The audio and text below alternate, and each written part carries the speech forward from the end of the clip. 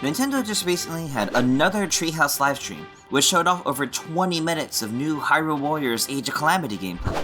Not only was this our first look at the game in English, but much to our surprise, we were given a look at 3 gameplay scenarios and even some menus to the game. So, you know what that means.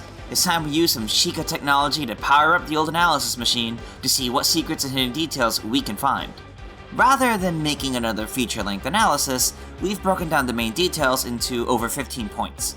This should keep things flowing without feeling like we're jumping all over the place, or simply watching the entire gameplay frame by frame. So, without further ado, let's get this analysis started.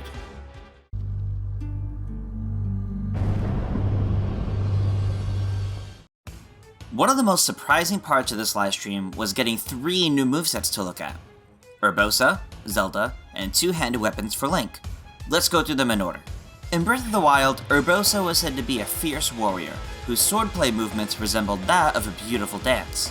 Now that we can finally see her in action in Age of Calamity, it's safe to say that this is accurate. Urbosa fights using the Scimitar of the Seven and Daybreaker Shield. She has a unique ability to charge lightning, as represented by a gauge in the upper left corner. This isn't only used as attack finishers with a snap of her fingers, as she can actually power her sword with it, unleashing electrical blasts with each swing of her sword. We can see that she incorporates some kicks in her moveset, as well as a shield bash parry. One of her moves lets her do flips, unleashing a large amount of electricity as she slashes with her blade. A prompt for press repeatedly appears, meaning she can keep doing this attack consecutively until she runs out of electrical charge. When using stasis on an enemy, she performs a beautiful spin attack. Urbosa looks to be a strong character, and I seriously look forward to trying her out when the game releases. Moving on, we finally got a look at Zelda's moveset. Back when we did our video at the Tokyo Game Show, we said we weren't too sure about Zelda's moves since any character can use Sheikah runes. Well, now we know for sure she does indeed use the Sheikah Slate, with the runes turned up to 11 on the insanity scale. She can pull a metal box out of the ground for quick attacks using Magnesis, launch enemies into the air using Cryonis, or control a giant remote bomb robot that spits out smaller remote bombs. Seriously, why couldn't Link use any of these insane abilities in Breath of the Wild? We can see for Zelda's special attack that she uses the camera rune, taking a picture of every enemy on screen before making them explode. We only had a quick look at her moveset, but I am loving how ridiculous it looks. It seems Zelda may be heavy on setting up her moves, but having a strong payoff. Last, but certainly not least, we were shown Link wielding a 2-handed weapon, specifically an iron sledgehammer. One of the first pieces of info we see is that Link can use his unique ability to use a sacrifice strong attack, which actually deals temporary damage to him. Thankfully, this temporary damage can be healed by eating food, likely supplied for this weapon. In Breath of the Wild, 2-handed weapons like hammers and claymores were incredibly slow yet powerful to use. That clearly isn't the same here, because Link is crazy fast with this weapon. It's easy to tell how powerful these weapons are, but combined with how fast Link is while wielding it, this looks to be a crazy fun weapon. I'm rather fond of the special attack, where Link goes full Popeye, eating a quick hearty snack before unleashing a burst of energy, then doing a powerful downward swing. There's a lot of personality here, and I'd argue this is the wackiest weapon we've seen in the game thus far. Hopefully, we'll see more wacky movesets soon. As an added bonus to the end of this section, the final segment on Treehouse Live featured a quick look at Impa once again. I wanted to bring her up here for one very specific reason. When she uses a special attack without any clones, she summons a giant frog. All of these movesets are shaping up to be really unique and interesting, making for real riveting gameplay.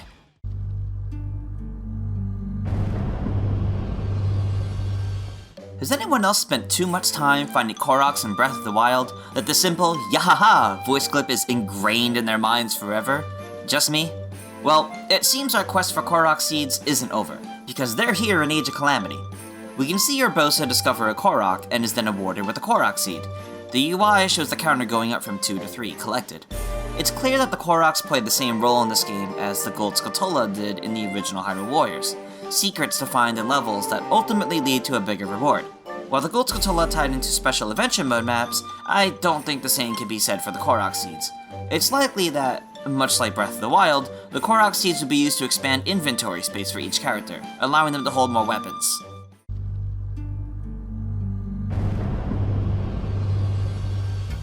Something that always bothered me about the original Hyrule Warriors was the accuracy of the levels.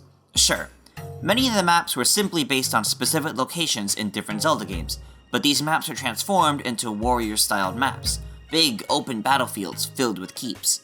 Age of Calamity completely tosses this very idea aside, much to my excitement. These areas are incredibly accurate to the source material, and aren't simply flat open battlefields. Take Gerudo Town for example. There's a level of verticality in this map, with each set of steps and the main plaza. Now sure, you may say that we had that in the original Hyrule Warriors, with levels such as the Palace of Twilight, but nowhere in that game could you enter a building that's purely cosmetic. Basically, there is no reason you should be able to enter this bar in Age of Calamity. It's not like you can go talk to an NPC inside or order a drink or something. Despite this, you can. It's details like this that sell just how accurately this game represents Breath of the Wild, and I seriously look forward to finding more like this.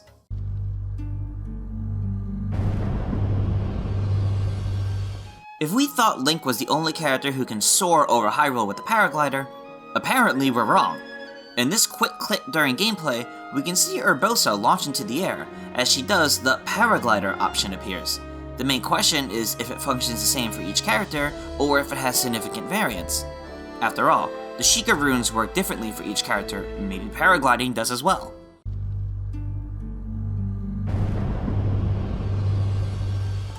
The Yiga clan were one of the most interesting parts of Breath of the Wild. Turncoat Sheikah that formed their own cult, followers of Calamity Ganon that became Master Assassins. Despite this, their leader, Master Koga, turned out to be a bit of a buffoon, losing his battle to Link in an accident. It seems Master Koga was a lot older than we thought. As Nintendo Treehouse pauses the game to exit this first scenario, we get a look at the menu. The name of the chapter is Urbosa, the Gerudo Chief, and we can see the map in full. At the bottom, the win condition is displayed, defeat Master Koga. Just how old is this guy? If he's commanding an entire army of Yiga to attack Gerudo Village, will he be more threatening than he is a century later? What if Master Koga is just a title, and it isn't even the same leader?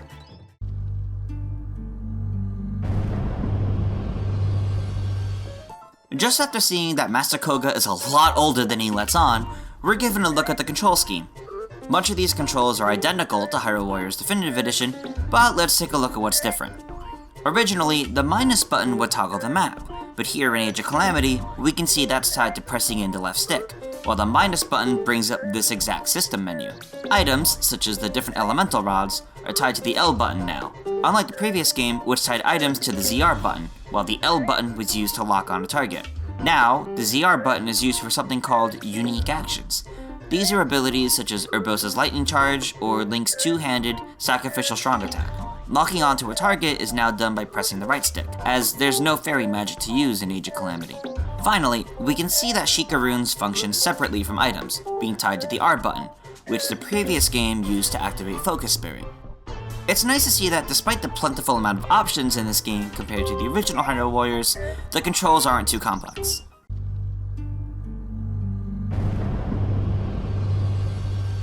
It's time to talk about the part of the livestream that excited me the most, the world map. I know many of you may be saying, but Triss Game explained, a menu isn't exciting at all. And to that I say, I'm a UI designer, let me have this. Jokes aside, this map is practically one-to-one with the map of Breath of the Wild, and that is interesting. The original Hyrule Warriors separated its content into two modes. Legend mode, which was simply the story mode laid out in a timeline of scenarios and chapters, and Adventure mode, where all the side missions and bonus levels were found, laid out in classic Zelda maps. In Age of Calamity, it's all combined into one world map. We can see story missions and side missions alike all scattered around the map, popping up in each region. In addition, there are also several services such as merchants at the stables, the blacksmith, and places to learn recipes. There's a few more things of note here. Firstly, this frantic little guardian icon in the Elden region. It resembles Link's little companion, and it's pointing excessively at the mission to its left. Is that icon a guide indicating what mission should be done next? Perhaps it's tied to specific missions related to the little guardian? There's also this radar symbol in the upper right corner, around the same location of the Akala research lab in the future. Robbie shouldn't be stationed here though, so what could this mean? Moving on from the symbols on the map, there's one other key detail here.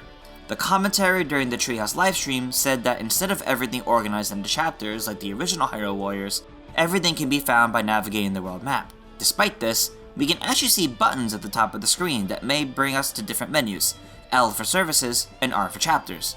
Perhaps each one brings up a different menu, a neatly organized menu showing all the services or all the chapters in order in one screen. It'd be interesting, though perhaps it also toggles the icons displayed on screen. As a final note for this point, Treehouse Live mentions that the central tower is a sort of base for Link, and we can get a look at that. When entering the world map, though the full cutscene is skipped, we can see the camera pointing up at the sky as it comes down to the top of the tower. When selecting a level, we can see Link warping away from the tower, just like in Breath of the Wild. It's a great little detail that helps make everything in this game feel part of the world, rather than simply a bunch of menus.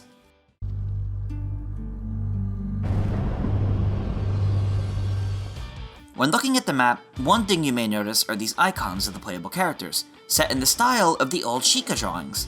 These are actually missions set for specific characters. Rather than fully playable missions, however, they're more like bonus menu-based ones to unlock rewards for characters, such as additional combos for their weapon or some hearts. If these sound familiar, it's because these are very similar to the badges from the original Hyrule Warriors found in the Bazaar. Players would spend collected materials to unlock badges that increase character abilities. Considering these character-specific missions on the map yield the same kind of rewards while also costing materials, it's safe to say that this is the replacement for the Bazaar. I'm fond of this version, as it can add more depth and development to each character with little stories, rather than simply a level up screen. But more on that charm later.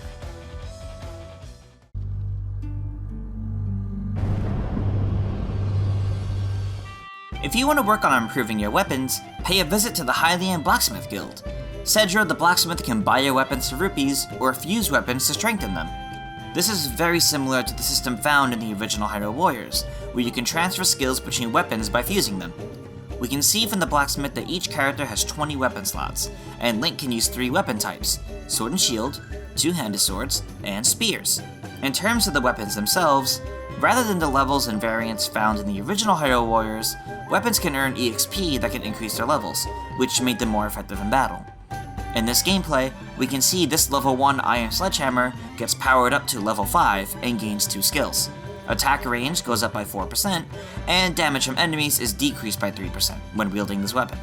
The Blacksmith seems much more accessible and easy to manage than it was before. Interestingly, its location on the map puts it just south of the military training camp, around Roru Settlement.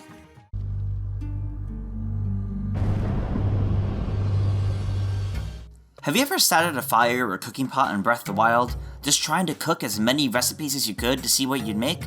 Well, you can do that in Age of Calamity. Okay, it's more like the Apothecary in the original Hyrule Warriors, which let you use materials to make mixtures with various effects in battle.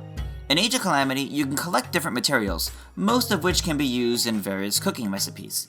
When cooked, these meals will grant different effects in battle. For example, here in the Treehouse livestream, we see the player cook a chili fish skewer, which reduces damage from fire by 50%. The Treehouse commentary also told us that characters react differently to different recipes, and each one has a favorite one as well. I wonder if all the recipes from Breath of the Wild would be here, and maybe even more. If characters have a favorite recipe, do they have a least favorite as well?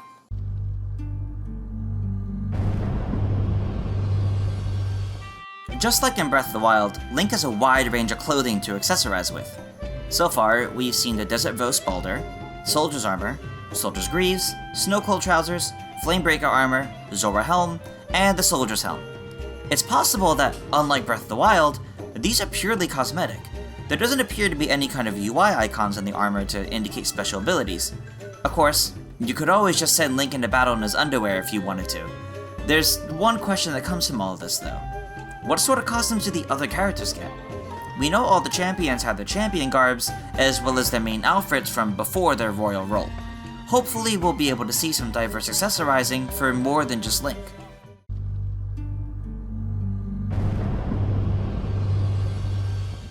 One of the more silly aspects of the original Hyrule Warriors was the adventure mode, filled with various side missions.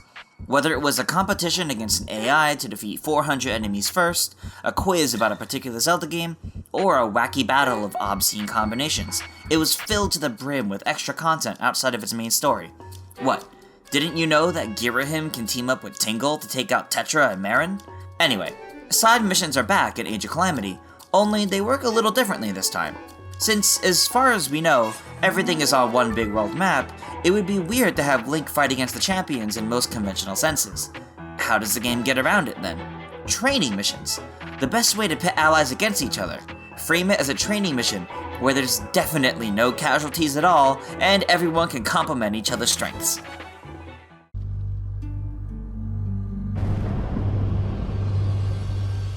Wall jumps in my Zelda?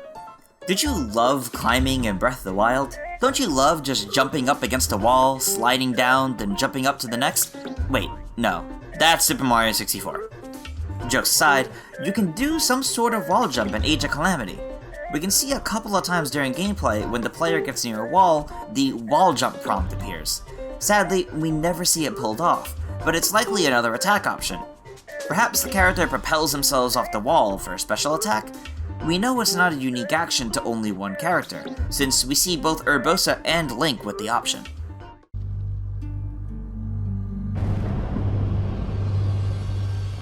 In Hyrule Warriors, one of the mechanics to take down larger enemies is to destroy their weak point gauge. When the weak point gauge is destroyed, the enemy becomes stunned with a golden circle around them.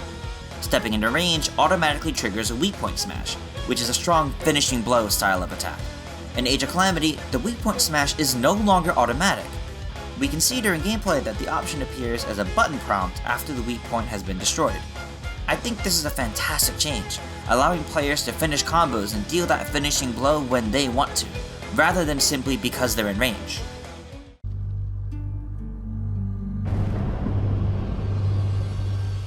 The Hinox has always been a rather terrifying enemy in Zelda games. In Breath of the Wild, they're giant yet clumsy, but are absolutely to be feared when they rip a tree out of the ground to swing at Link.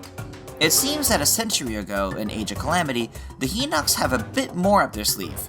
We can see the Hinox is capable of large rolling movements, including belly flops. While we can't say for sure just how diverse the full extent of their moveset is, it's exciting to see that these large foes have new tricks for this game.